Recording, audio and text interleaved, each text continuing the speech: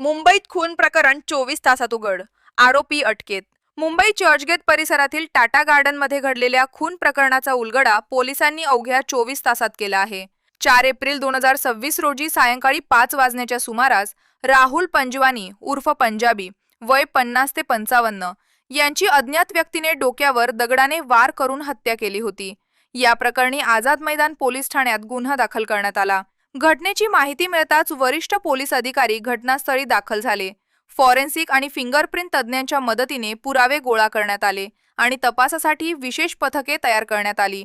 परिसरातील CCTV footage आणि तांत्रिक विश्लेषणाच्या आधारे पोलिसांनी तपासाला वेग दिला.